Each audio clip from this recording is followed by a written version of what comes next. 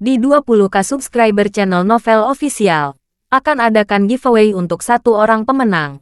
Syaratnya kalian harus subscriber, komen, like, share, supaya kalian bisa terpilih untuk jadi pemenang giveaway. Semoga beruntung bosku. Selamat datang di channel Novel Official. Sebelum kalian mendengarkan novel pesona pujaan hati, jangan lupa like, share, and subscribe. Kalau tidak kusentil jantung kalian. Hehehehe. Tanpa lama-lama lagi langsung saja kita masuk di alur cerita novelnya. Bab 6421 sampai bab 6430. Saat ini, Zakari menutup telepon setelah Jacob. Dan saat ini, dia merasa langit akan runtuh. Jauh di lubuk hatinya saat ini, dia sangat menyesal karena dia seharusnya tidak memiliki hubungan seperti itu dengan Jacob. Meskipun Zakari sudah lama mengetahui bahwa kemampuan Jacob rata-rata, levelnya terbatas, dan dia suka pamer. Namun mengingat dia adalah ayah mertua Charlie, Zakari sangat ingin menjilatnya. Sekarang sepertinya tidak ada seorang pun yang boleh meremehkan Jacob. Dia awalnya berpikir bahwa jika orang biasa melihat seekor anjing mengibaskan ekornya dan maju ke depan untuk menyenangkannya, meskipun dia tidak melongo, setidaknya dia akan menyentuh kepalanya untuk menenangkannya. Dia tidak akan mengambil makanan dari mulut anjingnya. Setelah diambil, tendang dia 2 kali. Bukan. Tapi dia tidak pernah menyangka bahwa dia, Jacob, bisa melakukan hal yang tidak tahu malu, tidak punya hati nurani, dan tidak berdasar. Ternyata, meskipun dia sangat menyesalinya, dia juga tahu bahwa dia tidak menyesal dan meminum obatnya. Saat solusinya adalah memuaskan Jacob sebelum dia mendarat. Dalam keputusasaan, dia hanya bisa memperlakukan kuda mati itu sebagai dokter yang masih hidup dan segera menelepon anak buahnya. Di telepon, dia berkata kepada pihak lain, temukan seseorang dengan wajah yang lebih garang dan usia yang lebih tua untuk berpura-pura menjadi saudaramu. Temui Raymond itu dan beritahu dia bahwa Anda mencuri barang itu dan meminta dia mengembalikannya atau menghubungi polisi. Jika masalah ini tidak dapat diselesaikan dengan menghubungi polisi, ajukan tuntutan hukum kepadanya dan biarkan dia menanggung konsekuensinya. Anak buahnya tidak berani untuk tidak menaatinya. Dia segera menemukan seorang teman yang sepertinya bukan pria baik dan meminta pergi ke toko Raymond untuk meminta penjelasan. Toko Raymond sudah penuh sesak saat ini. Banyak dari mereka yang mengetahui bahwa dia telah menghasilkan banyak uang dan menjilat rekan-rekannya. Ada juga banyak kolektor yang mendengar tentang hal itu dan membawa koleksinya kepadanya untuk dibayar agar dinilai. Begitu pria itu memasuki pintu, dia berteriak dengan marah. Di mana bosnya? Keluar dari sini. Raymond memandang orang lain dan bertanya. Saya bosnya. Apa yang Anda inginkan? Pria itu dipenuhi gigi dan mengutuk. Adikku menjual kepadamu barang-barang yang ayah kami tinggalkan, kan? Biar ku beritahu. Dia mencuri barang-barang itu dari barang milik ayahku. Jika kamu tidak mengembalikannya. Jika demikian, aku akan memanggil polisi untuk menangkapmu. Raymond tersenyum. Jika saudaramu benar-benar mencuri, maka kamu harus memanggil polisi untuk menangkap saudaramu. Apa yang kamu lakukan padaku? Omong kosong, tegur pria itu. Bukankah kamu yang mengumpulkan barang sialan itu? Kamu mengumpulkannya sebagai barang curian. Tahukah kamu? Mengumpulkan barang curian dianggap sebagai kejahatan. Mengerti? Raymond tersenyum dan berkata, maaf, Anda tidak berhak memutuskan apakah barang tersebut barang curian atau bukan. Jika Anda memiliki kesadaran hukum, Anda harus mengetahui sifat barang curian. Itu harus ditentukan oleh lembaga penegak hukum. Tidak masalah siapa yang menjual barang kepada saya. Lalu beberapa orang mengatakan itu barang curian dan ingin saya mengembalikannya. Jadi apakah saya masih ingin melakukan bisnis ini? Pria itu merasa sedikit puas. Tetapi dia menyembunyikan gigi dan berkata, saya memperingatkan Anda untuk tidak bermain-main dengan saya di sini. Benda itu milik saya. Dan saudara laki-laki saya tidak tahu nilai sebenarnya ketika dia menjualnya. Bagaimana Anda bisa menagih barang semahal itu dengan harga murah adalah dugaan penipuan. Terlebih lagi, barang ini sendiri berasal dari sumber yang buruk. Dan Anda harus mengembalikannya kepada saya. Jangan biarkan kamu membuka toko ini. Semua orang di toko memandang Raymond.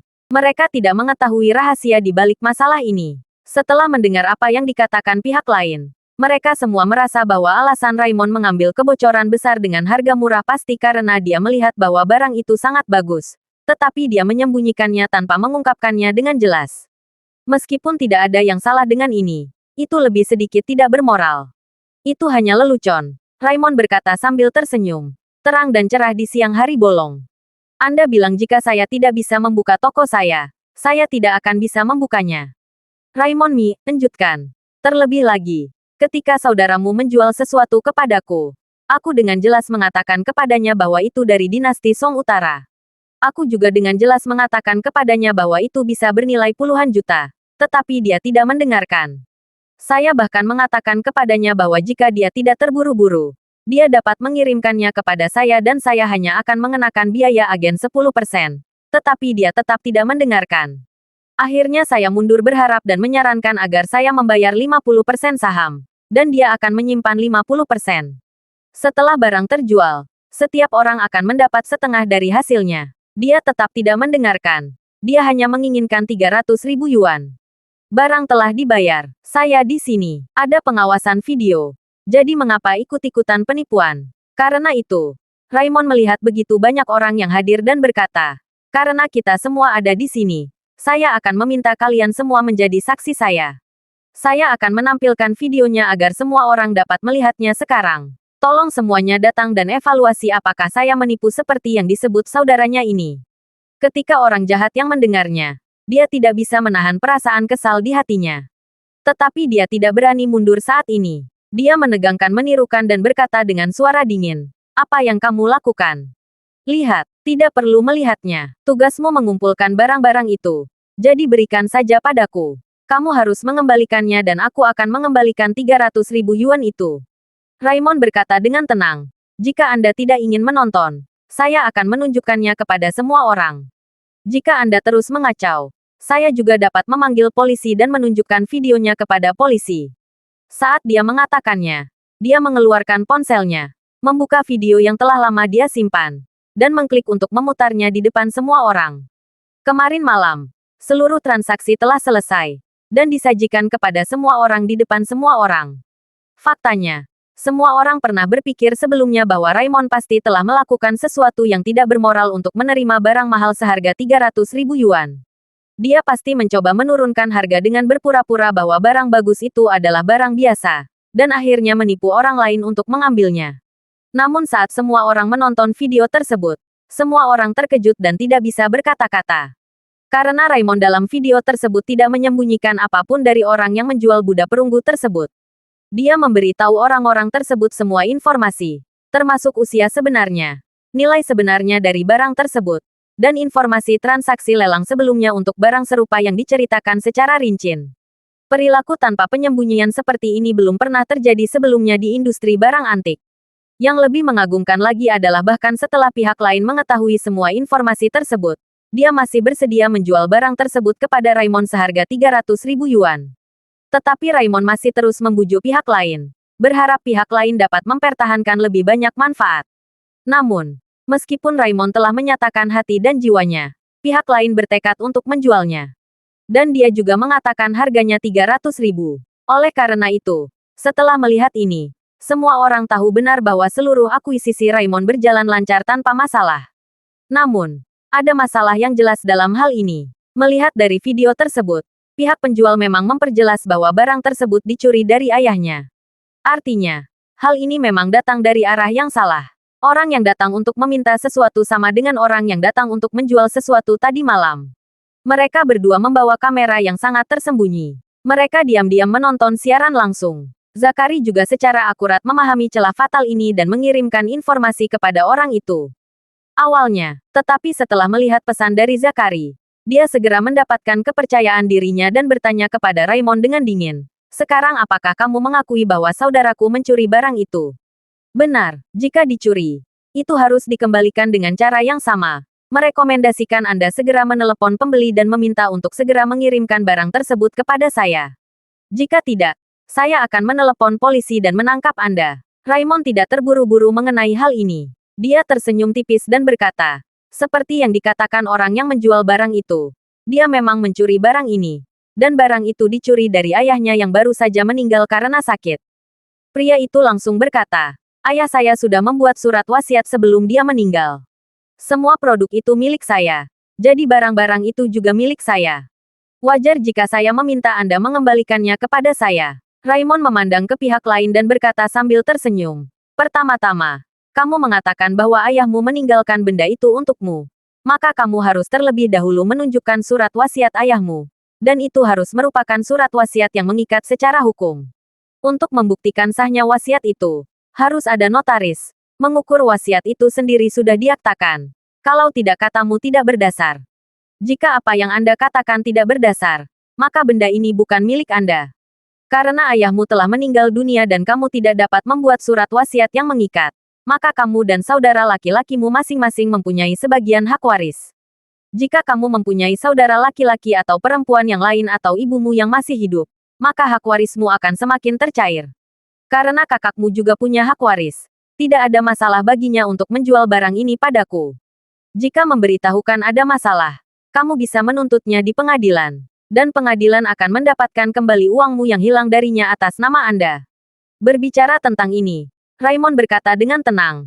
Jadi, yang harus kamu lakukan sekarang adalah pergi ke pengadilan untuk menuntut saudaramu dan menangani kewajiban yang diserahkan orang tuamu kepadamu secara pribadi. Kamu di sini bukan untuk meminta sesuatu padaku. Pria itu memikirkannya beberapa saat, dan Zakari juga sedikit terkejut. Dia tidak dapat menemukan jawaban yang cocok untuk sementara waktu. Melihat pihak lain ragu-ragu dan ragu-ragu untuk berbicara, dan terus melihat ponselnya, Raymond tahu bahwa pihak lain masih harus menunggu dalang di balik layar untuk memberikan ide. Jadi, dia bertanya sambil bercanda. Maaf, apakah Anda tidak mendengarkan saya?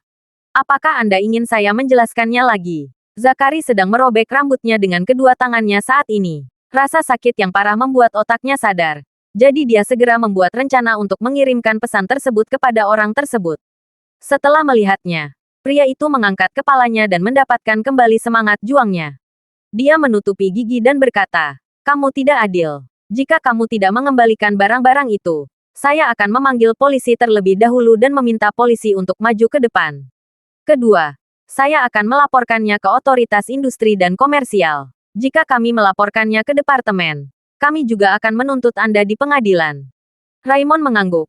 Matanya tiba-tiba menjadi tajam. Nadanya menjadi agresif. Dia berkata dengan dingin, "Tidak masalah. Bagaimana kalau kita memanggil polisi sekarang? Saya curiga kamu bukan saudara orang itu, karena saya punya video orang itu. Penampilannya juga terekam.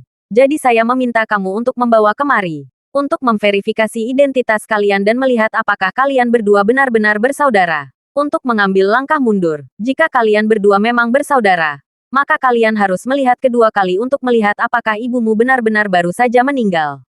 Jika ibumu masih hidup, itu membuktikan kalian berdua berbohong. Jika orang tuamu sudah lama meninggal, itu juga membuktikan kalian berdua berbohong. Mundur, jika orang tuamu memang baru saja meninggal dunia, maka kami perlu memverifikasi lebih lanjut bukti langsung bahwa orang tuamu memiliki koleksi ini saat mereka masih hidup. Teknologi modern sudah sangat maju sehingga anak berusia 3 tahun dapat mengambil foto dengan smartphone. Dan orang tua Anda memiliki lusinan koleksi ini. Jadi setidaknya Anda harus memiliki beberapa foto orang tua Anda dengan produk ini di rumah, bukan? Kalaupun tidak ada foto grup, kamu tetap harus punya bukti video bahwa koleksi ini pernah muncul di rumahmu kan? Jika Anda tidak dapat menghasilkan data video apapun untuk membuktikan bahwa benda ini pernah muncul bersama kerabat atau di rumah Anda, itu juga membuktikan bahwa Anda berbohong. Berbicara tentang ini, Raymond menaikkan suaranya beberapa derajat dan berkata dengan dingin dengan beberapa kata omelan. Jika kamu memang berbohong, maka aku punya alasan untuk curiga bahwa motifmu sejak awal adalah untuk menipuku. Kumpulkan ini untukku. Itu sudah memiliki lapisan tekanan buatan. Siapa yang akan berharap keadaan barang antik dari dinasti Song Utara agar terlihat seperti sesuatu dari dinasti Ming? Kemudian Raymond berkata lagi, Anda ingin menipu saya ratusan ribu. Anda hanya tidak menyinkronkan. Karena masalah ini telah menarik perhatian semua orang secara lokal. Sebaiknya saya meminta media stasiun TV untuk meliputnya. Mari kita telusuri apa yang ada di balik kejadian ini bersama. Siapa yang punya motif tersembunyi? Siapa itu? Mengontrol segala sesuatu di belakangmu. Pada akhirnya, kita harus mencari tahu siapa pemilik barang ini. Cari tahu apakah pihak lain adalah geng kriminal dengan pengalaman penipuan yang kaya. Begitu Raymond mengucapkan kata-kata ini, pria itu sangat ketakutan hingga wajahnya menjadi pucat, berkeringat banyak, dan seluruh tubuhnya gemetar. Zakari, yang diam-diam menyatukan semuanya, juga ketakutan setengah mati. Dia tidak mengira memikirkan logistik Raymond begitu teliti. Dia segera mulai membedah kesalahan fatal dalam keseluruhan masalah. Jika ingin membuktikan bahwa barang itu benar-benar curian, maka yang datang bertanya hari ini pastilah adik dari adikmu. Yang lebih parah lagi, anak buahnya bahkan tidak memiliki saudara kandung dari ibunya. Yang lebih parah lagi adalah ayah buahnya masih hidup. Oleh karena itu, setelah masalah tersebut dilaporkan ke polisi dan polisi yang terlibat, polisi hanya perlu mencatat informasi pencatatan rumah tangga anak buahnya. Lalu mereka akan dapat melihat semua yang diceritakan anak buahnya saat menjual barang terakhir kali malam itu semua bohong. Tentu saja dia masih punya cara untuk menyelamatkannya, yaitu meminta anak buahnya langsung mengakui bahwa dia mencuri barang tersebut dari rumah orang asing. Lalu mencari seseorang yang tidak memiliki kesamaan dengan anak buahnya untuk berpura-pura menjadi pemiliknya. Namun, dalam kasus ini, anak buahnya sudah tamat, karena dia melakukan kejahatan pencurian, dan jumlah yang terlibat sangat besar. Terlebih lagi, jika demikian, dia harus bisa mendapatkannya. Karena tidak peduli siapa yang ditemukan untuk berpura-pura menjadi pemilik budak perunggu. Seperti yang baru saja dikatakan Raymond, setidaknya dia harus menunjukkan beberapa data gambar untuk membuktikan hal tersebut. Siapapun yang memberitahu polisi bahwa dia kehilangan barang ini harus menunjukkan foto dan video untuk menjelaskan semuanya. Ini seperti Anda pergi ke kantor polisi untuk melaporkan bahwa anak Anda hilang, dan mengatakan bahwa anak Zhang San adalah anak Anda. Tetapi Anda bahkan tidak dapat menunjukkan foto Anda dan anak tersebut. Bagaimana hal ini bisa dibenarkan? Jika kekacauan ini terus berlanjut dan polisi benar-benar terlibat, tidak hanya keadaan akan terulang kembali, tetapi anak buahnya juga harus mengizinkan. Dan dia akan curiga melakukan pencurian atau penipuan. Tidak peduli yang mana dia akan masuk penjara. Bagaimana mungkin anak buahnya bersedia? Terlebih lagi, meskipun anak buahnya dikatakan berada di bawah kendalinya, dia pada akhirnya adalah orangnya Albert. Jika dia ingin memenjarakan orang-orang Albert, belum lagi adiknya tidak puas dengan hal itu, saudara-saudaranya yang lain dan Albert sendiri. Bagaimana dia bisa setuju memikirkan hal ini? Dia akhirnya menyadari bahwa kemampuan Raymond untuk mengendalikan situasi jauh lebih kuat dari yang dia kira. Baru pada saat itulah dia memahami bahwa sejak anak buahnya memasuki toko Swan Treasure dengan budak perunggu, semuanya telah berkembang sesuai dengan ritme Raymond. Raymond adalah ahli dalam menyusun strategi dan perencanaan. Sedangkan Zachary, yang mengandalkan kepintaran dan bantuan orang-orang bangsawan untuk mencapai puncak, bukanlah tandingannya. Raymond menggunakan triknya, yaitu serangan pengurangan dimensi untuk dia. Mengetahui bahwa dia telah menjadi seorang majikan, Zachary segera membuat keputusan. Dia tidak boleh terlibat lagi dengan Raymond dalam masalah ini. Maka, dia segera mengirimkan pesan kepada sang anak buah. Ketika anak laki-laki itu menerima pesan itu, ekspresinya dipenuhi dengan kedamaian dan keraguan. Tetapi setelah ragu-ragu lagi dan lagi, dia memaksakan gigi dan berkata kepada Raymond, "Lupakan. Saya tidak menginginkan barang itu. Saya akan memberikannya kepada Anda keuntungan kali ini." Setelah itu, tanpa menunggu Raymond berbicara, dia berbalik dan berlari keluar, menghilang dengan cepat.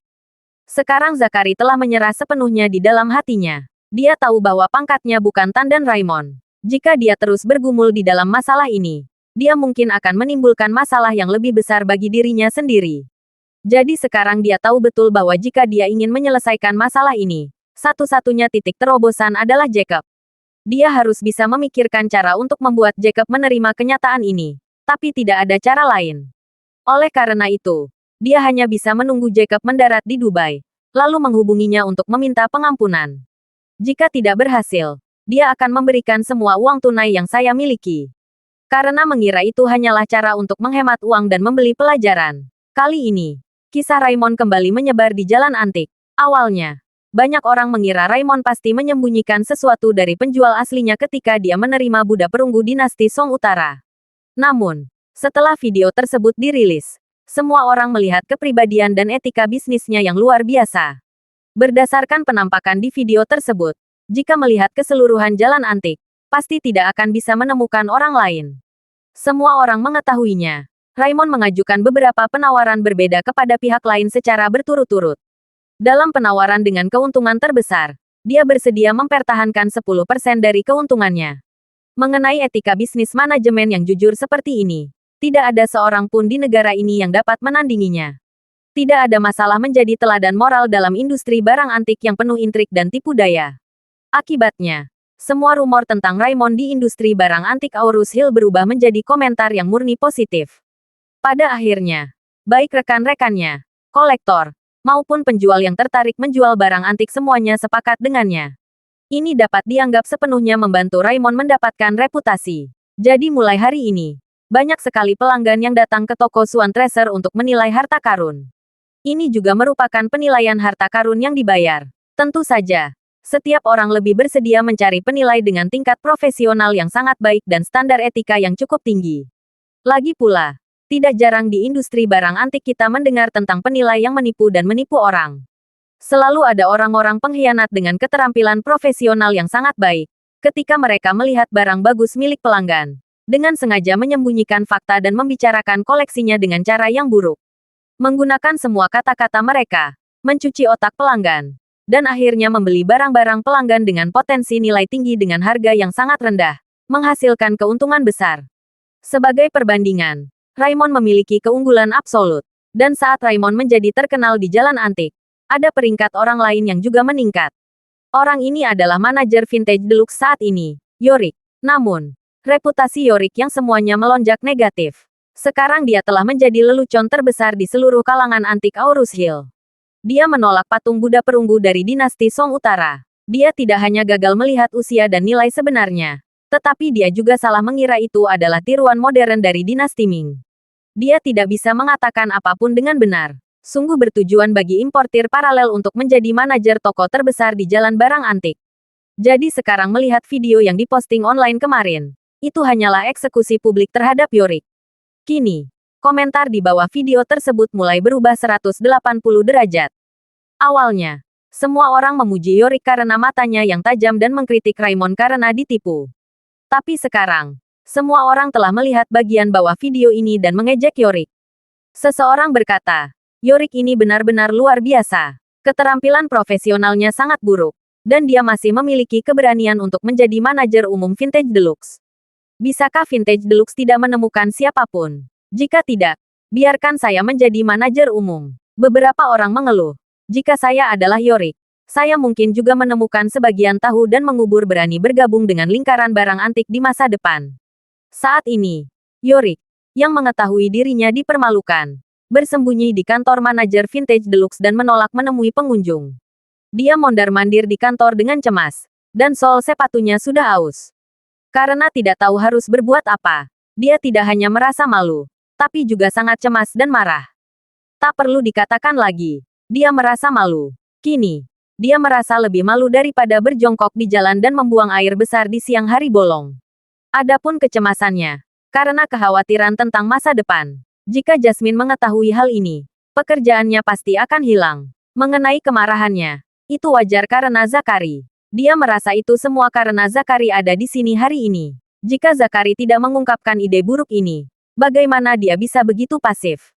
Namun, karena Zakari sekarang berkuasa, dia tidak berani merepotkan Zakari. Dia hanya bisa berharap panasnya masalah ini akan cepat berlalu memperhatikan masalah ini. Dengan cara ini, dia bisa menghindari pusat perhatian, bahkan jika bisa keluar dan bertemu orang lagi. Saat ini, Jasmine memang tak terus memperhatikan pemberitaan di jalan antik. Namun secara kebetulan, berita tersebut sampai ke telinga Tuan Mor, yang telah pensiun di rumah dan membaca serta menulis sepanjang hari. Tuan Mor sendiri juga seorang kolektor, tetapi dia lebih menyukai kaligrafi, lukisan, dan porselen serta tidak begitu memperhatikan perunggu. Namun, dia memiliki banyak teman di kalangan barang antik Aurus Hill, jadi dia mendengarkan dari lingkaran kecilnya sendiri setelah makan siang. Ketika lelaki tua itu mendengar bahwa manajer Vintage Deluxe sebelumnya telah kembali dan memperoleh 20 juta yuan dalam satu malam, dia mulai memperhatikan keseluruhan cerita. Saat dia melihat video Yorick tadi malam, dia tiba-tiba menjadi marah.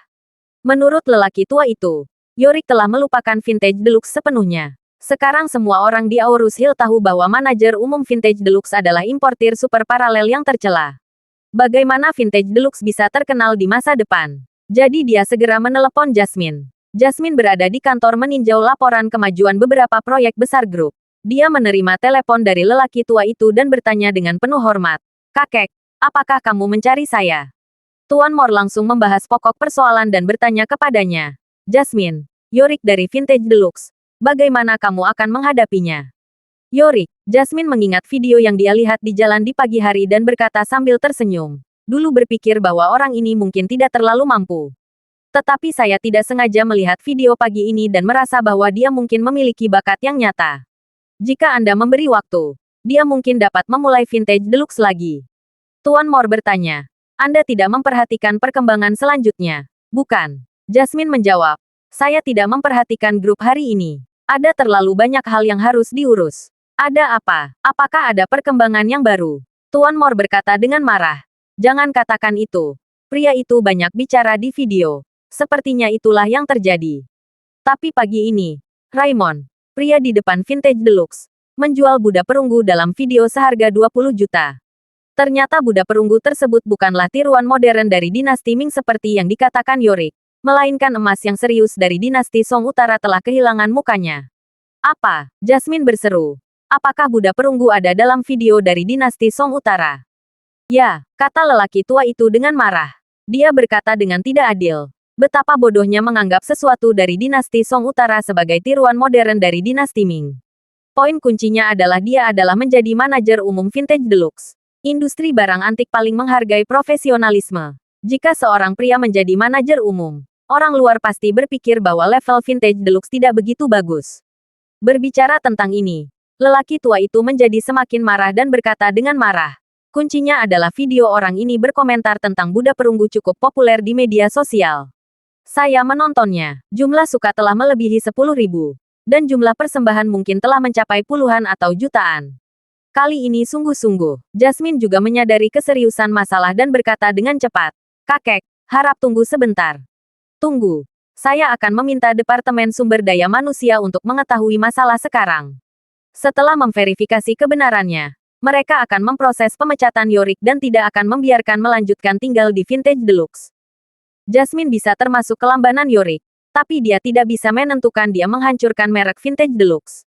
Karena janji Yorick berdampak negatif besar pada Vintage Deluxe, dia harus dipecat.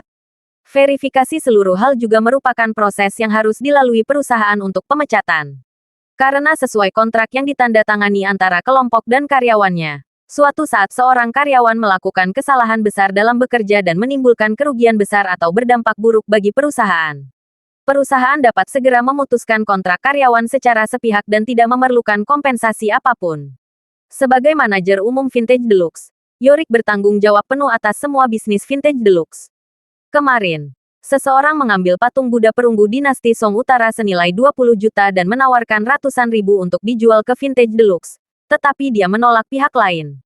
Untuk melewatkan 20 juta, ini jelas merupakan kesalahan serius. Selain itu, Yorick juga mencari kematiannya sendiri. Dia merekam videonya sendiri dan menyebarkannya sendiri, yang setara dengan mengkonfirmasi sepenuhnya kesalahannya. Dan tidak ada kemungkinan pembalikan. Jadi, ketika Yorick masih berharap masalah ini tidak sampai ke telinga Jasmine, manajer SDM Group Song telah tiba di Vintage Deluxe. Selain manajer SDM, ada juga bagian hukum grup. Saat ini, tidak ada pelanggan di Vintage Deluxe, hanya beberapa pelayan yang memegang bagian depan. Awalnya, banyak orang datang menemui Yorick hari ini. Kemungkinan besar karena mereka ingin melihat lelucon Yorick. Tetapi Yorick bersembunyi di dalam kantor dan tidak ada yang berhasil melihatnya. Semua orang perlahan bubar, melihat manajer sumber daya manusia dan staf hukum grup masuk. Beberapa panitera mengira mereka adalah tamu. Mereka semua mengucapkan selamat datang dengan lesu, lalu memerintahkan kepala dan menjalankan urusan mereka sendiri. Manajer Hari melihat sekeliling beberapa orang dan bertanya, apakah manajer Anda ada di sini? Salah satu dari mereka berkata, manajer kami tidak akan menemui tamu hari ini. Jika Anda memiliki pertanyaan, katakan saja kepada saya. Manajer Hari berkata dengan dingin, saya orang yang bertanggung jawab atas Departemen Sumber Daya Manusia di Moore Group. Saya ingin bertemu dengan manajer Cash. Dari grup, pria itu memandang manajer sumber daya manusia dengan ekspresi terkejut di wajahnya. Vintage Deluxe hanyalah sebuah toko kecil yang tidak mencolok di seluruh Moore Group. Orang-orang ini biasanya bahkan tidak melihat orang-orang dari perusahaan. Apalagi orang yang bertanggung jawab atas sumber daya manusia seluruh grup. Manajer SDM langsung mengeluarkan rencana kerjanya, menyerahkannya kepada orang lain, dan berkata, tolong beritahu manajer Anda bahwa saya memiliki sesuatu yang sangat penting untuk didiskusikan di sini secara langsung. Pria itu berkata dengan cepat, tunggu sebentar. Saya akan pergi ke kantor manajer untuk melihat apakah manajer sedang sibuk. Setelah mengatakan itu, dia buru-buru berlari beberapa langkah ke pintu kantor Yorick. Bahkan tanpa repot-repot mengetuk pintu, dia membuka pintu dan menerobos masuk. Saat ini, Yorick sedang mengumpulkan secara pribadi untuk meminta bantuan rekan-rekan di industri barang antik untuk menghapus video tersebut. Namun, melihat lalu lintas video tersebut meningkat, orang-orang tersebut enggan untuk menghapus video tersebut sama sekali. Dia tidak membalas pesan atau menjawab panggilan. Tetapi dia menemukan bahwa pihak lain telah membalas komentar netizen di bawah video tersebut, dan juga mengejek dirinya sebagai tidak berharga dalam komentar tersebut. Yorick yang sangat marah melihat pintu dibuka oleh pelayan. Dia tiba-tiba kehilangan kesabaran dan berteriak, "Bukankah aku sudah mencatat? Jangan biarkan siapapun masuk untuk menggangguku. Apa kamu tidak mengerti?" Pelayan berkata dengan cepat, "Manajer, ada 2 orang di luar. Salah satu dari mereka mengatakan dia adalah manajer SDM Group dan sedang menunggu untuk bertemu dengan Anda." Yorick berseru, "Sial, benarkah? Dari grup?" Ya, petugas itu mengangguk dan berkata, "Itulah yang dia katakan." Saya tidak tahu apakah itu benar atau tidak. Yorick diam-diam berteriak di dalam hatinya. Dan pasti tidak ada hal baik yang terjadi. Memikirkan hal ini, dia menjadi semakin marah pada Zakari. Dan dengan cepat berkata kepada pria itu, "Keluar dulu. Ajak mereka ke ruang VIP, dan beritahu mereka bahwa saya akan segera ke sana." Pria itu mengangguk. "Oke, manajer." Setelah mengatakan itu, dia berbalik dan berjalan keluar. Yorick segera menelepon Zakari. Begitu panggilan masuk, dia dengan marah berkata, Zakari, kamu benar-benar menyakiti saya. Sekarang manajer SDM Group telah datang ke Vintage Deluxe untuk berbicara dengan saya. Ada kemungkinan besar saya akan dipecat. Jika Anda menyebabkan saya kehilangan pekerjaan, beritahu masalah ini dan beritahu semua orang bahwa ide buruk ini adalah milik Anda." Zakari segera meledak ketika mendengar ini dengan marah. "Yorick, kamu harus berhati-hati dalam apa yang kamu katakan dan lakukan. Niat awalku melakukan ini adalah untuk memasukkan Raymond dari jalan antik. Aku tidak menyita 1 sen pun darimu dan tidak menyita 1 sen makanan darimu. Aku tidak memikirkan kamu akan membalasku sekarang. Kamu terlalu tidak etis." Yorick memarahi dengan marah. "Persetan dengan etika tidak etismu. Jika kamu tidak memiliki berlian ini, jangan ambil pekerjaan porselen ini. Itu kamu. Aku yang memilihnya. Aku bilang kamu menulis naskah itu untukku. Awalnya aku kehilangan muka denganmu. Tapi pada akhirnya aku menjadi bahan tertawaan seluruh industri. Zakari, saya tidak peduli jika Anda anak buah Tuan Albert. Anda tetap menjadi diri Anda sendiri. Saya mengandalkan pekerjaan sialan ini untuk menghidupi keluarga saya. Makan dan minum. Jika Anda berani mengumpulkan kekayaan saya akan melawan diri sendiri." Yorick mengancam dengan sinis. "Kamu jangan berpikir bahwa aku takut kamu ketika aku memanggilmu Saudara Ermau.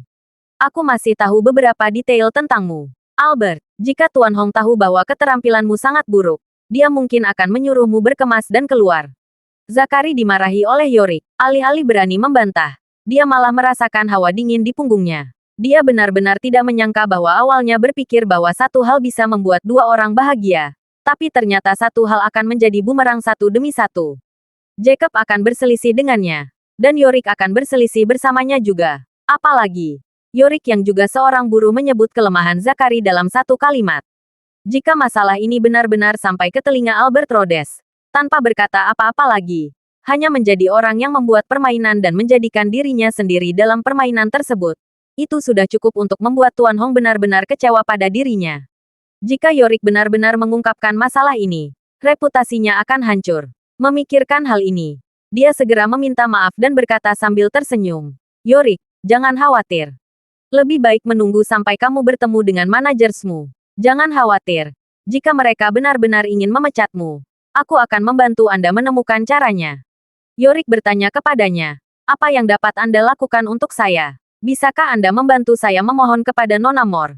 Zakari terdiam sesaat. Jasmine adalah ketua Moore Group. Baik dalam kekuatan pribadi maupun status sosial, dia jauh di atas Albert. Bahkan Albert mungkin tidak dapat berbicara di depan Nona Moore, apalagi dirinya. Zakari, yang selalu pintar, berada di ambang kehancuran. Dia semakin meminta keputusan salah yang telah dia buat. Dan bahkan tidak bisa menahan diri untuk tidak mengangkat tangan dan menamparkan mulut beberapa kali. Pada saat ini, pria itu mendorong pintu lagi dan berkata dengan gugup, "Manajer, Manajer SDM dari grup itu berkata bahwa dia harus menemui Anda secara langsung dalam waktu 3 menit. Yorick sangat mudah membungkuk dan berkata dengan tidak sabar. Oke, saya mengerti. Kamu keluar dulu. Saya akan keluar sebentar lagi. Setelah itu, ketika anak laki-laki itu keluar, Yorick mengancam di telepon dengan keras. Zakari, saya akan membahas manajer grup sekarang. Jika dia di sini benar-benar untuk memecatku, aku akan mengatakan yang sebenarnya dia saat itu juga. Dan aku akan menyeretmu bersamaku bahkan sampai mati. Saat ini, Zakari benar-benar panik. Dia tidak pernah berpikir ingin memberi bantuan kepada Yorick. Tetapi sekarang Yorick berbalik dan ingin menggigitnya. Namun, Zakari telah bekerja di lapisan bawah masyarakat selama bertahun-tahun dan memiliki pemahaman yang sangat mendalam tentang sifat manusia. Dia memahami bahwa wajar jika Yorick membencinya. Tetapi karena keterampilan mengemudinya buruk, dia mengalami kecelakaan dan membiarkan pihak lain menjadi lumpuh tingkat tinggi dan hanya bisa terbaring di tempat tidur selama sisa hidupnya. Dalam hal ini, pihak lain harus memberikan kompensasi kepada dirinya sendiri. Tidak bisa pergi ke kasur rumah sakit, mengarahkan hidung ke sana kemari dan memarahinya, hanya untuk membalas kebaikannya. Seorang pencari nafkah seperti Yorick, yang memiliki keterampilan yang sangat terbatas, sebenarnya hanya memiliki sedikit kesempatan untuk mendapatkan pekerjaan bagus yang layak, menguntungkan, dan juga bisa menjadi pejabat perbatasan tanpa ada yang peduli atau bertanya. Dengan kemampuannya, kemungkinan menjadi manajer umum Vintage Deluxe lebih rendah dibandingkan memenangkan lotre. Begitu pekerjaan nyaman yang diperolehnya dengan susah payah sangat dipengaruhi olehnya, dia pasti akan membenci dirinya sendiri sampai mati. Meskipun Zakari sekarang dianggap sebagai tokoh tingkat tinggi, dia tidak memiliki pengaruh di depan keluarga Moore. Oleh karena itu, Moore Group ingin mengusir Yorick. Tidak mungkin dia dapat mempertahankan Yorick.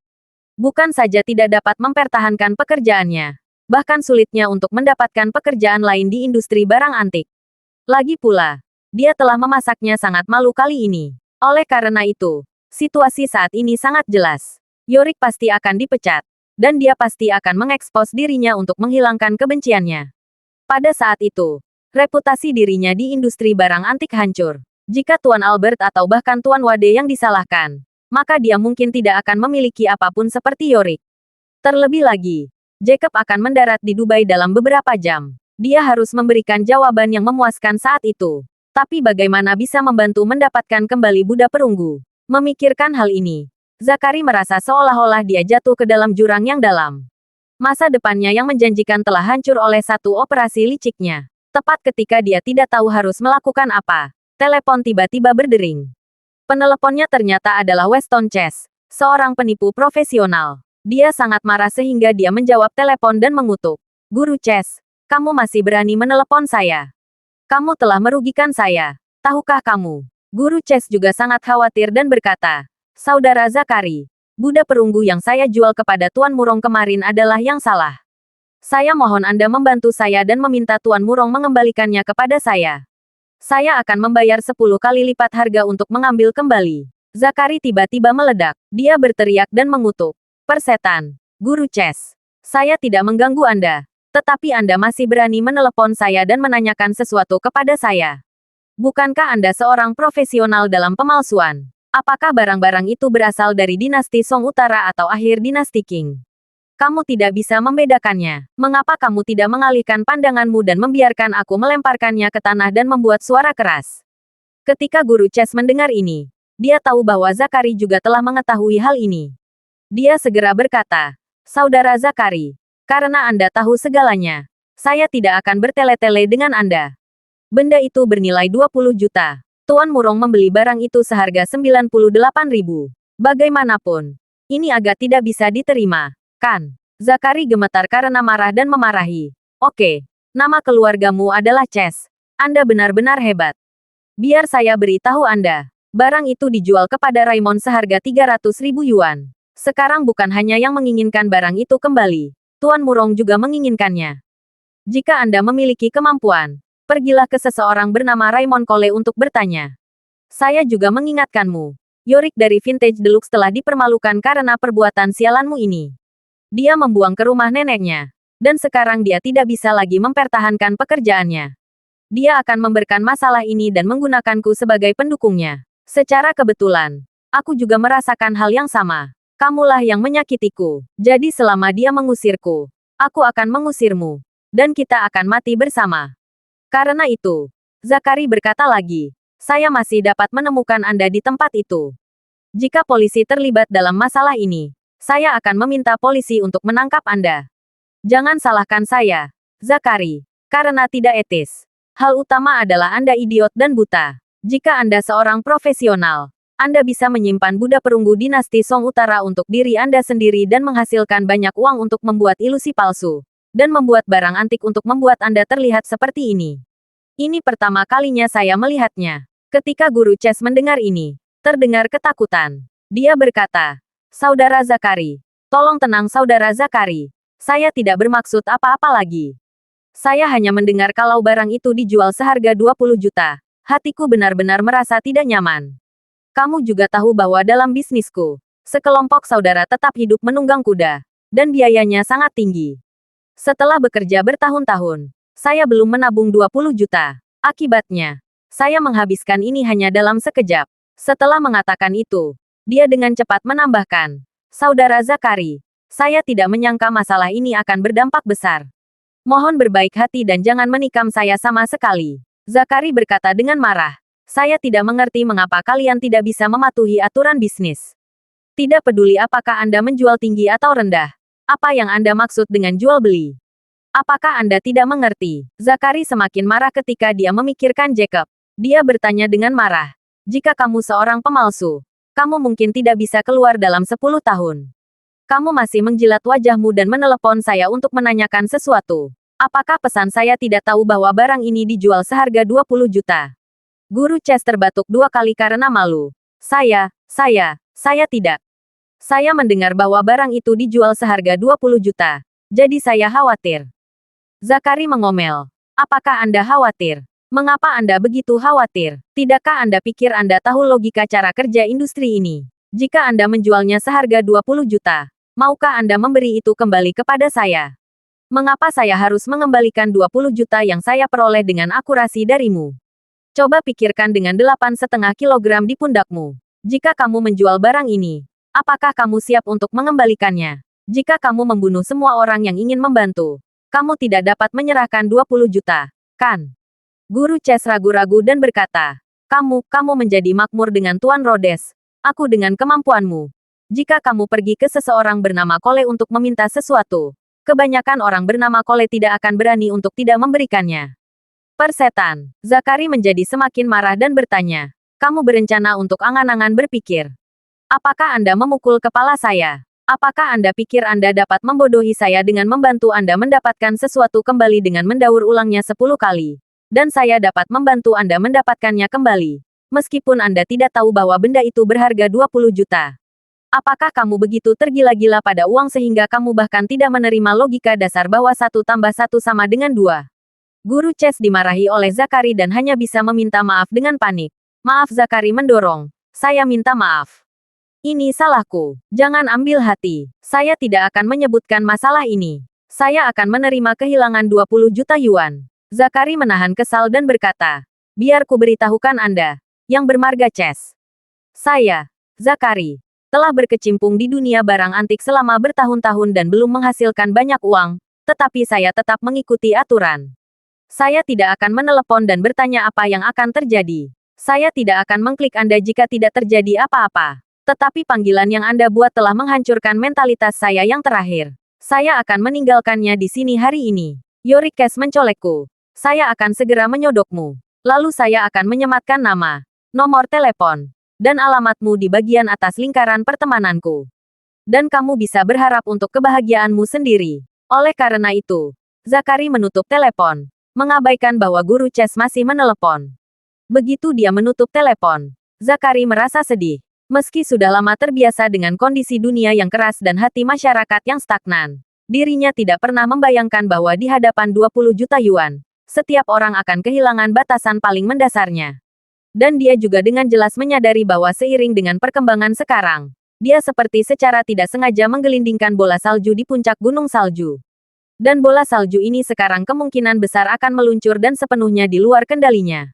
Oleh karena itu, Zakari tidak lagi mengambil risiko. Dia mengambil ponselnya dan menelepon Charlie. Saat ini, Charlie sedang berada di hotel pemandian air panas Chem Elises. Dia tiba-tiba melihat Zachary menjelajah. Jadi, dia menjawab telepon dan bertanya sambil tersenyum.